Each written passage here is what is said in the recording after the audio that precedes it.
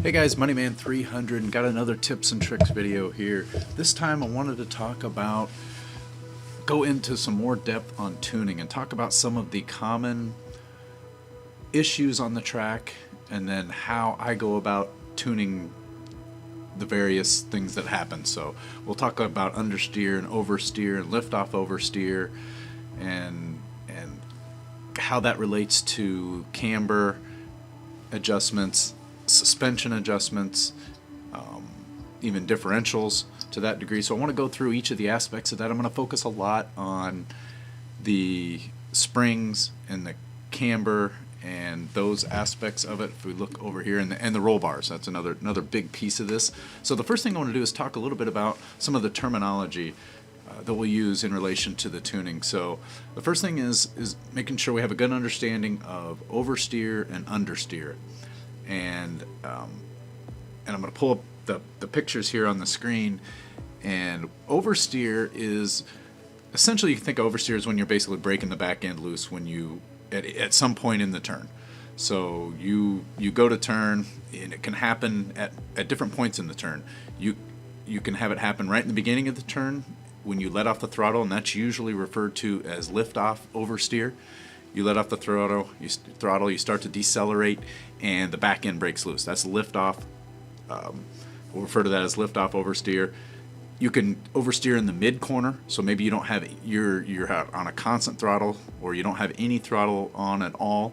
You're not accelerating, but you lose traction in the back end, in the mid corner, and then you can lose traction coming out of a corner while accelerating generally, and you spin the wheels and the back end breaks loose. So those are all the different kind of areas that you can tune, and there'll be different adjustments that you make for each one of those based on where you're getting oversteer. On the flip side of that, we have understeer, and understeer is when you're tuning, when you start to turn into a corner and the car just won't turn. It pushes, like the front end just keeps pushing towards the end. You can't get it to get around that corner. Could be a tight corner, could be a long sweeping corner, but you just can't get the car to turn. It just wants to push and push and push. And just like with oversteer, with understeer there are multiple ways or multiple places that understeer happens. You could have a problem getting the car to turn in initially, so you could have understeer on that initial turn in. You could be understeering in the mid corner, or you could be, when you don't have any acceleration going on, and then on corner exit you can have on throttle understeer, to where you get on the throttle and the car just starts to push away from you as you come out of the turn. So those are really the main things that you're tuning for. Obviously you can tune, there's gearing tuning, track specific, final drive ratios, individual gearing. I have a video up on final drive ratio already. You can click up there to link over to that video. So I'm not going to get into gearing in this one, but I should be able to cover, as I look through here, we'll pretty much cover every other one of these, because these are all, braking's not quite as applicable, but I'll cover what I do with braking there, what to look for. But the rest of these are really applicable to this. Now, starting with the tires. Tires are usually a pretty constant thing, and generally, and if you've seen my tuning videos, I'm going to be in here somewhere, and this is a front-wheel drive car, so I might, in this particular instance, so I might go here. I've been coming down a little further and having some good success with lower. This is really something, a feel thing for you to try out. You might like it a little higher, you might like it a little less. You're shooting for generally a tire temperature around 220, and tire temperatures seem to be a little higher here in this one. You can get that by going into hit and Y and going into test drive, and then hit down on the D-pad to pull up your telemetry, and then left and right until you get to tire temperatures. And once you get the tires warm, you can look at that and you can tune that way. I usually just set it by feel, and I put something in here. I usually start a little higher. Like I said, I might start here, 28.5 and 29 maybe. Being a front-wheel drive car, you're going to heat the front up a little bit more, and you want them to be even when they are warm. So that's a little bit more of a trial and error thing, and it's a little bit more of a feel thing for you. What feels right to you on that one? Gearing, we won't cover that. Let's talk about, as it relates to all of these things, and this is just a default tune. I haven't tuned any of these settings at all, and I'm not necessarily going to do that here, but I want to talk about what's happening at different points. So let's talk about oversteer tuning first. And the first type of oversteer is coming into a corner and getting that lift off oversteer. So you come off the throttle, you start to turn in, and immediately the back end breaks loose. That I am usually going to do differential tuning in here. And this, let's say this is a rear wheel drive car. You won't get liftoff on oversteer on a front wheel drive car. It really isn't. You shouldn't unless things are just really bad. But you know, typically you'll see like a 75 here in a rear wheel drive car. And the first thing I'm gonna do is take this down. I don't run very high deceleration differential at all, and so I might start at 20, and if that feels right, and it kind of depends. I may want the car to decelerate a little bit off of when I lift off the throttle, but not so much that it breaks loose. So if you are breaking loose when you lift off the throttle, lower your deceleration differential. Bring it down, you know, if you're at 20, go down to 10 or even 8 or even lower if you want to. If you're stable but you want the car to decelerate a little bit more when you come off the throttle without braking, you can raise this up until the point where it really starts to break loose. But I like to run this lower, and that's what's going to help you on your liftoff oversteer. So that covers the liftoff oversteer. Generally, that's done through deceleration, differential tuning. The next place that you run into oversteer is in the mid corner. So you're not on the throttle at all, and you're losing traction in the mid corner in the rear end. Again, generally, your oversteer is always your rear end kicking around more. So that's where I will use the roll bars. And general rule of thumb when you are tuning, two things that I'll say in there. Only change one thing at a time. Get your base tune set up, and then only make one adjustment at a time as you're test driving. The great thing about doing this in test drive is you can tune on the fly. You can hit the start button, get into your tune, make some adjustments, get immediate feedback on that. So tune one thing at a time. The next thing is fix the end that's having the problem. So if you are oversteering and you're losing the back end, don't tune the front. Focus on the rear of the car and get that right. Then you can move on to the front, and because sometimes when you tune out the oversteer, it might give you some understeer, and you got to go focus on the front a little bit. So those are just a couple things to keep in mind when you're tuning. Also, when you're tuning, you really want to have all the assists turned off. It's really hard to tune if you have traction control turned on. You're not going to really feel what the car is doing when you're if you're tuning with traction control on, you may not know that the car is oversteering. To me, it's always better to have that off. Same thing with ABS. If you're tuning your brakes, you really have no idea what the brakes are doing if you have ABS, because it can mask any issues that you would have in there. So you really want to learn to tune without traction control. Now, if you use it after the fact, that's fine. But if you can really get it dialed in and tuned without traction control, it's just going to make it that much better. So no assists, especially ABS and traction control. Those can really cause you some issues. Same thing with stability. That should be off as well. Otherwise, you're just not going to get a good feel for the car. So those three things: no assists, tune the end that's having the problem, and change one thing at a time. So on to mid-corner oversteer. So this is where I focus on the rear roll bars, and I will soften them. So let's say that this is where I was, and I'm losing traction in the mid corner. I'm going to start bringing this down, and I might go 5 at a time. So if I'm at 23, I might drop this down here to about 17, 18. If it's still doing it, I'm going to go a little further. One thing that I'm not going to talk specifically about, and you can read on the right in the description, and Google has all kinds of great answers on how this works in the real world and what these things do. So I'm not going to go in depth on that. If you want to do research on what the roll bars actually do in relation to the car, that's probably a different video subject. I'm really going to talk about what the changes in here, what you do, which way you want to move a slider, which way you want to go with your numbers, so that it gives you the best fix for the problem you're having on the track. So just FYI, I'm not going to go into in depth on what the anti-roll bars do. You can read all about that in each one of these things. The description does a good job, and certainly the internet has a wealth of information on those topics. But just know that if you're having mid-corner oversteer, where I'm going in to adjust that is the rear roll bar, and I'm going to soften that. And I'm going to keep softening it until I get to a point where I feel like that problem is corrected. Also, you know, if it's getting kind of drastic and you're just not able to do it, there is a little bit of a relationship, or not a relationship, but there is could be some correlation with your rear springs as well. So if you're getting to a level with, you know, you're really starting to get down there and you're all the way down in here somewhere and they're getting really soft, you might want to couple that. So you know, one time you might come in here and take your roll bars down to 17 or 18 and it's better, but you're still slipping a little bit. You might come in here and just lower your rear springs also.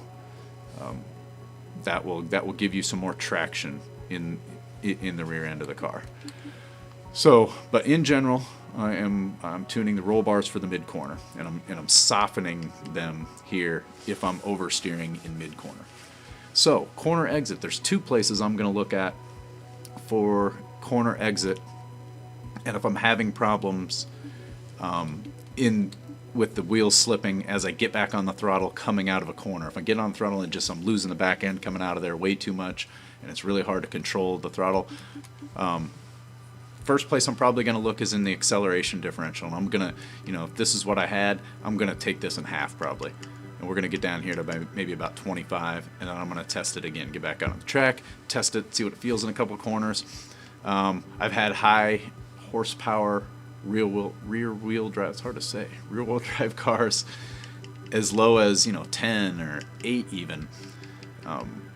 So it's okay to just drop this lower, play around with it, run a couple corners, lower it, raise it, go to extremes on these things. Sometimes just knowing exactly what this will do, you set this at 100 and run a couple corners and feel it. Then just jack it all the way down, run a couple corners and feel it. So that'll give you an idea of really what this setting is doing to the car, and then you can find a happy medium in there. So I might come down in here and go to 20, drive it. Is it better? Am I still losing a little bit? If I feel like that's pretty good on the differential, but I'm still losing it, then I'm going to come over here to the springs and I'm going to start softening up the rear springs. So, and I might take 50 out here. Take 50 pounds. Well, that was more than 50, but you get the point. So I might get down here in the 630s, drive a couple more turns. Is it feeling better? Is it hooking up better out of the turns? And then maybe I continue to go. A lot of these things you might not do, you know, if you're familiar with cars in real life or racing and racing adjustments in real life.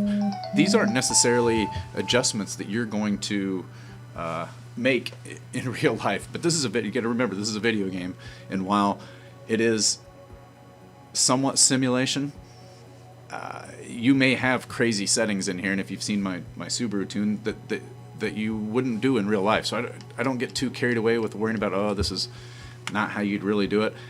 I just tune it until it feels right on the track. And if that means my rear springs have to be really low and it looks strange when you look at it, and you wouldn't maybe normally do that in real life, that's okay. You know, I'm just trying to get it to feel the best on the track, to react the way that I think the car should react. Now keep in mind, your build also has a pretty big impact on this, right? If you're running stock tires, you're probably going to have to spend a lot of time in here really dialing this thing in tuning, as opposed to race tires, which are going to give you better grip, which generally makes it a little easier to dial a car in. So your build, your horsepower, your traction, the width of your tires, all those things can have an impact on what you do in here. So just keeping that in mind, that there's a limit to what the car is capable of doing. So at some point, your tuning is good enough for what you're trying to do. And you could just spend in here for days and never really feel like you got it dialed in. So so that's what we'll do on corner exit oversteer or throttle oversteer. And that covers, those are the settings I'm going to make. I'll talk real quick about dampening. I set a default value for dampening, and this is really for fine-tuned adjustments. Once I get everything else dialed in, and it's pretty good, I'll use dampening for fine-tune. And if you guys, I'll link my base tuning video on there, you know that I'm probably going to be closer in here. I like the soft bump stiffness that allows the springs to compress, and then stiff rebound that brings them back real quickly, keeps the car planted that way. And I'll just kind of maintain the same ratio. A lot of times I'll just leave this number about the same, lower these down, keeping that ratio the same between the front and the rear. And then I won't mess with them much unless I need to really make some fine-tuning adjustments, and I'm not quite able to get there. And you can, again, read about what you're doing, but you're tuning the front up or down based on your oversteer, understeer, the rear up or down based on your oversteer, understeer. So that's really all I'm going to do with that.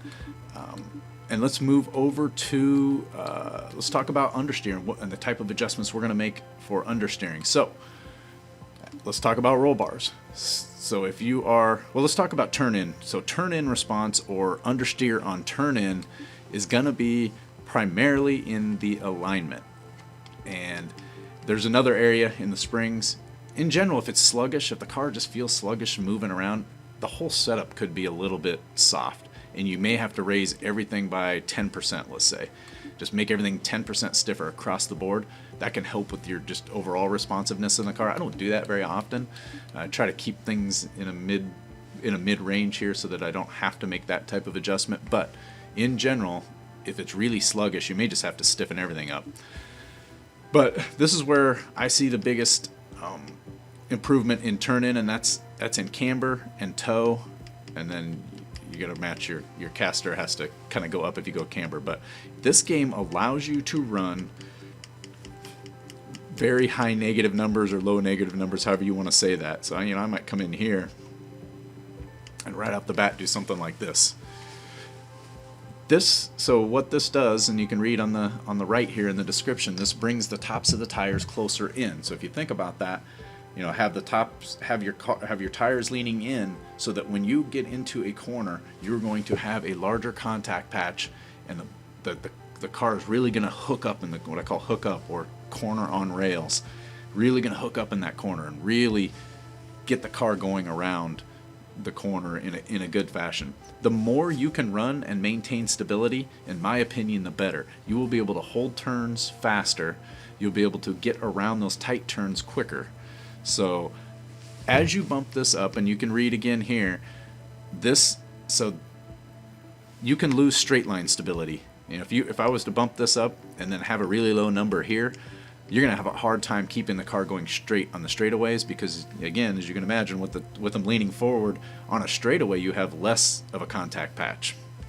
So you can this creates oversteer situations and can create that, but it also fixes understeer. So if that makes sense, obviously there's always a kind of an equal and opposite reaction on the other side of these tuning adjustments that you make. But high camber values, and you can experiment. Again, I encourage jack these things all the way up there.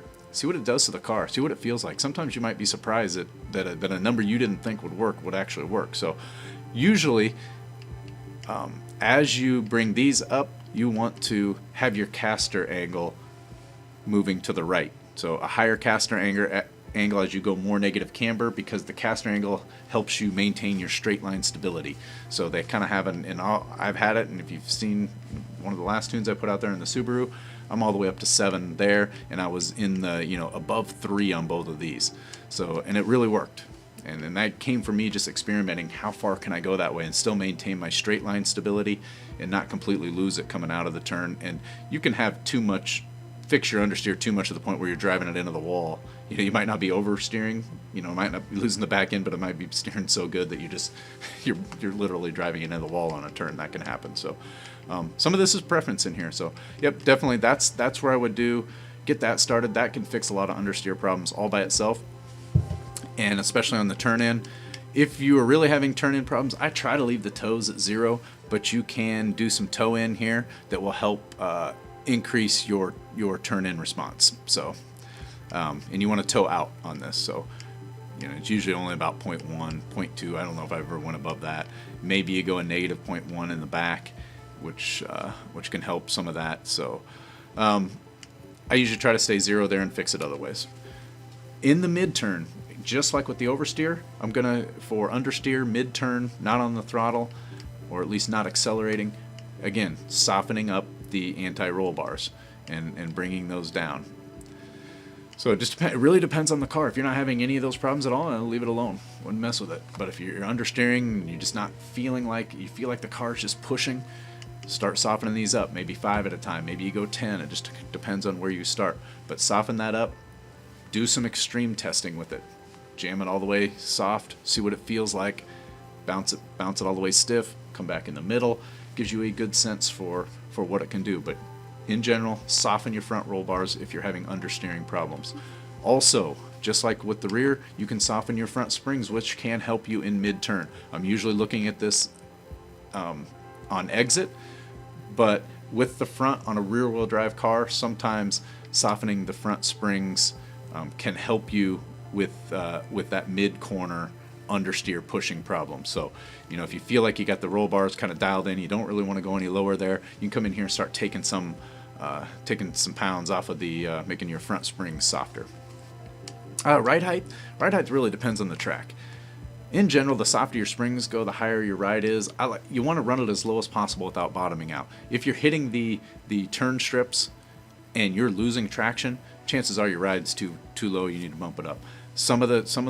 Some tracks like Prague have curbs, and if you're losing traction and you're losing capabilities when you hit those curbs, then you want to bump up your ride height. There's times when I'll bump it up. There's times when I'll bump it down. It just depends on how stable the car is going over different bumps in the different tracks. So let's talk about coming out of the corner and understeer out of the corner. So that is pretty much all springs. If you're understeering coming out of the corner, I'm gonna adjust the springs. It also can be camber, right? You can also continue to go further negative with your camber, but usually if you get on the throttle and you understeer, you can actually stiffen up your rear. So if you think about, you know, in relationship to the car, and you hit the throttle and the car it's obviously going to shift weight to the back end of the car.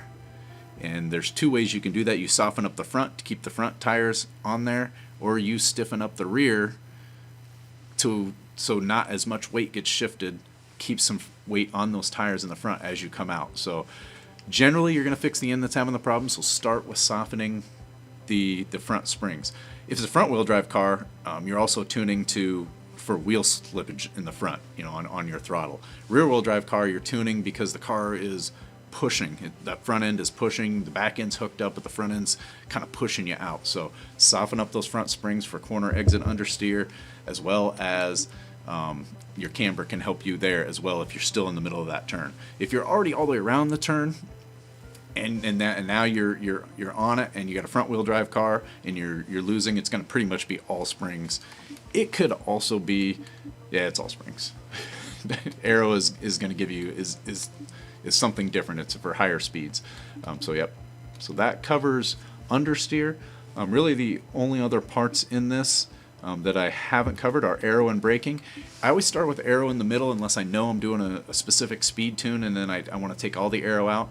It's kind of class specific, so in D class I rarely ran aero. I pretty much just took it out because the cars really weren't fast enough, and it didn't really do anything but slow them down. I didn't have problems with them being able to corner and turn and do all those things. So that was that. And then so aero, it just depends, right? The more aero you put on it, the better it's going to handle through higher speed turns. So the better it's going to handle, the more stable it's going to be in high speed turns. So tracks that require high speed turns, you're going to have a lot of aero in. Tracks that don't, you might take the aero out. So it's something you can play with and experiment with. So if you put a lot of aero in, sometimes you got to stiffen your springs up or raise your ride height to keep yourself from bottoming out. So keep that in mind. Braking, I generally am starting, this way with my brake balance, and I go higher with my brake pressure, 120, 125. Some people go up to 140. That's a complete preference thing. Whatever you can do that feels comfortable to you. The balance, though, if you're coming into a turn, this is mostly when you're coming into and you hit the brakes and you lose, like the back end, you want to go more this direction.